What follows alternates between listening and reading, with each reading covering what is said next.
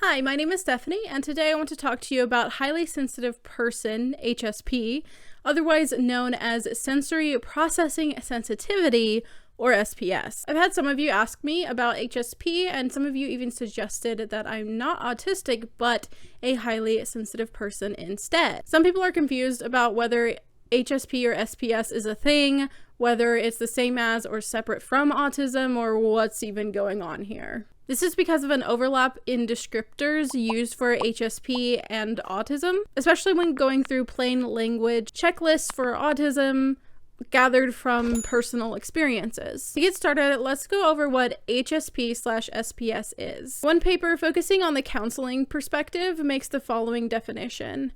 SPS, unrelated to sensory processing disorder, is a temperament through which individuals process information at lower thresholds. That is, they notice more subtle variations in information. This normal variation among temperaments is further described as experiencing greater sensitivity to stimuli, greater depth of processing of stimuli, and subsequent increased emotional response. Highly sensitive person or sensory processing sensitivity also builds from work behind similar things under different names, such as psychobiological reactivity, biological sensitivity to context, low sensory threshold, hyperactive emotional syndrome, and neurasthenia. The main researchers behind work on SPS and developers of the HSPS, which is a scale that assesses for SPS, reportedly were interested in studying more about it from coming across individuals seeking psychotherapy due to their belief that they had a disorder even when they did not while practicing. Many people wonder if SPS is a diagnosable condition. It is not. It is not a diagnosis nor a disorder, but rather, as previously stated, a temperament. Other sources refer to it as a personality trait. However, there is distinction in one paper regarding its status as temperament and the concept of personality versus temperament. Temperament is described as inborn, having a neurobehavioral and neuroaffective foundation, and distinct from personality, since personality has a broader range of differences that also include later periods of development. Personality builds on temperament and can be altered and developed throughout development, unlike the inborn temperament. Sensory processing sensitivity has often been found to lead to negative effects in people's lives. Some of these include social phobia, avoidant personality disorder, anxiety, depression, perceived stress and ill health, and agoraphobic avoidance. HSP has been found to have some correlation with alexithymia, which is of interest because it has been found that autistic people who are considered higher functioning tend to have higher rates of alexithymia as well. Alexithymia has been associated with higher cortisol levels, as has sensitivity in sensory processing. However, people can have difficulty recognizing emotions regardless of their cortisol level, which means that cortisol may not be a significant thing to point out for any correlation. There are also some thoughts on how childhood trauma may have a link to SPS and alexithymia, although there are significant relationships between sensory processing sensitivity and alexithymia regardless of trauma. The Highly Sensitive Person Scale, or HSPS, was developed to determine if someone is considered a highly sensitive person, and although it was said to measure one dimension, others have found it to measure two factors: negative emotionality and orienting sensitivity; three factors: ease of excitation, aesthetic sensitivity, and low sensitivity threshold; or four factors: general sensitivity / overstimulation, adverse reactions to strong sensitivity, psychological fine discrimination, and controlled harm avoidance. There isn't a complete consensus on how many factors the test actually measures that I'm aware of. However, they all basically relate to different traits of HSP. Some of the items or questions on the scale may be highly relatable to many autistic people, such as, are you easily overwhelmed by sensory input? Or do changes in your life shake you up? As these are common issues experienced by autistic people. It is possible that autistic individuals have skewed the results because of how some of the traits overlap. Additionally, some characteristics that have been noted as common to HSPs include avoiding violent movies or TV shows because they feel too intense and leave you feeling unsettled, being overwhelmed by sensory stimuli like noisy crowds, bright lights, or uncomfortable clothing, feeling a need for downtime, not just a preference, especially when you have hectic days, needing to retreat to a dark, quiet room, and having a rich and complex inner life, complete with deep thoughts and strong feelings that go with it. Sensory overload, needing downtime, Having deep thoughts and strong feelings are all things many autistic people experience. With such overlap, it's not hard to see why many people are confused. Despite one part of the HSP site that appears to be associated with the researcher that spearheaded this concept, refusing to answer how does sensitivity differ from autistic spectrum disorders, the website makes it clear in another area that it is distinct, which is in line with statements from the papers I've looked at. To distinguish, they point to something called DOES, D-O-E-S, which is a list of 4 things that all HSPs have in common. More depth would be available from reading Elaine Aron's book. However, there is a section provided on the site that is meant to help explain these traits. D, depth of processing. Does this person reflect more than others about the way the world is going, the meaning of life, or their line of work? Is this person slow at making decisions, preferring to have a little more time, but often makes very good decisions? Is this person known for their good ideas? Does this person exhibit personal insight and have a sense of long-term consequences, perhaps leading to unusual conscientiousness? O, overstimulation.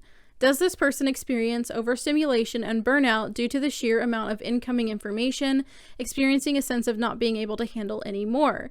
And when in a gentle environment, do they effectively process and integrate stimuli? Do others think something is wrong with them because they cannot handle as much as others seem to?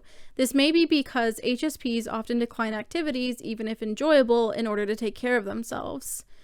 Does this person need more sleep and downtime than their family and friends? E, emotional responsiveness and empathy. Is this person more easily and appropriately moved to tears of joy, gratitude, or relief, and equally moved to laughter, whether by sheer silliness or subtle irony? Does this person react more to the emotions of others and often know what you are feeling far more than others do? Does this person become more distressed by violent TV shows or movies, unfairness, bullying, social injustice, or other disturbing events? Sensitive to subtleties.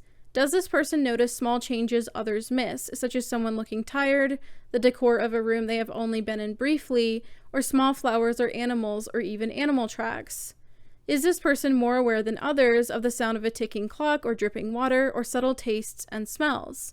Does this person notice what needs to be changed in an environment to make others more comfortable? For me personally, I can really relate to the depth of processing, although I wouldn't say that my insight is the best when it comes to the long-term consequences of things, just probably better than some. Due to the way that autistic people tend to think, which makes making decisions difficult, this tracks pretty closely. Overstimulation is fairly relatable as well, although I wouldn't say for me that being in a gentle environment is all that it's going to take for me to be able to effectively process and integrate stimuli. Even if it's a calm environment, I still often have difficulties with that. I believe this is an attempt to help people understand the difference between SPS and SPD, so sensory processing disorder, clearly you wouldn't be able to just process things normally or maybe the way everyone else seems to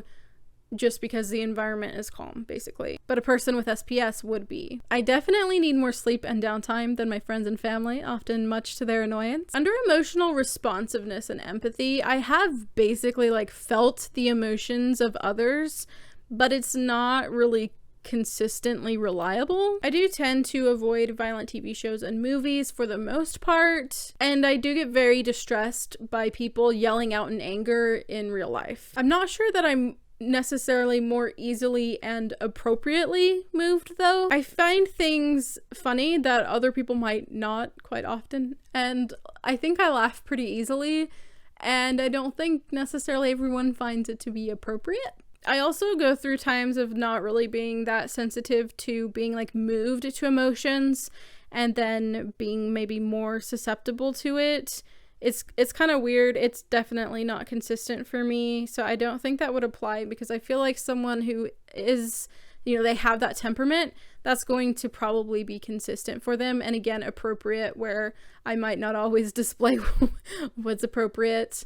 For example, I tend to make a big deal out of small things and not much of a deal out of very big things. So a lot of times I might react rather inappropriately to things, whereas someone with HSP might react more appropriately to that, I guess. The sensitive to subtleties is what helped me the most in differentiation. This is because I might be more aware of like the sounds in a room than another person, or might be more affected by the environment, but I don't know what needs to be changed, oftentimes even to make myself more comfortable, because often I'm feeling things when it comes to like sensory things, or just like an agitation or something like that.